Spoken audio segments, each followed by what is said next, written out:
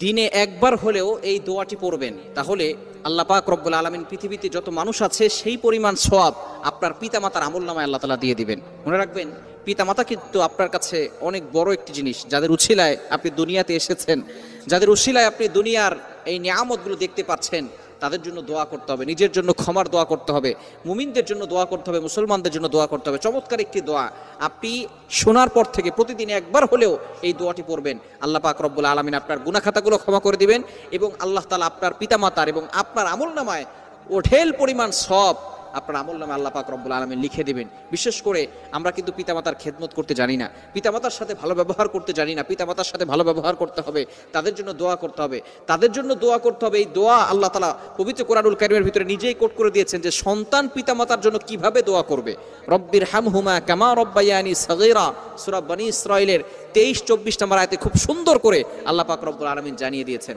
সুতরাং আমরা অবশ্যই সুন্দর করে তাদের জন্য দোয়া করার চেষ্টা করব এবং আমরা দিনে একবার হলেও এই দোয়াটা পড়ব, রব্বিগফিরলি ওয়ালি ওয়ালিদাইয়া ওয়ালিল মুমিনিনা ইয়াউমা ইয়াকুমুল হিসাব। রব্বিগফিরলি ওয়ালি ওয়ালিদাইয়া ওয়ালিল মুমিনিনা ইয়াউমা ইয়াকুমুল হিসাব। আপনি আল্লাহর কাছে ক্ষমা প্রার্থনা করছেন, আপনার পিতামাতা সমস্ত মুমিনদের জন্য আপনি দোয়া করছেন এবং আল্লাহ পাক রব্বুল আলামিনের কাছে আপনি কেমন যেন বলছেন, ইয়াউমা ইয়াকুমুল হিসাব, আল্লাহ বিচারের দিনে যাতে করে এই হিসাবটা সহজ হয়ে যায় এজন্য আপনি দোয়া করছেন। মনে রাখবেন, in the day of judgement, কিয়ামতের ময়দানে কঠিন পরিস্থিতি হবে, কেউ কাউকে চিনবে না।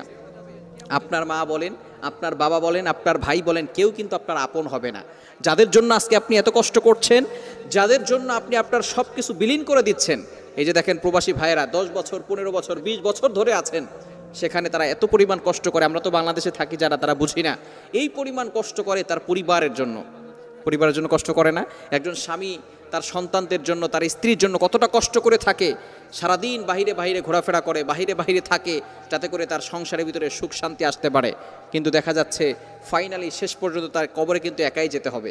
তার সন্তান বলেন, তার ভাই বলেন, তার বোন বলেন, তার ওয়াইফ বলেন, কেউ কিন্তু তার সাথে যাবে না।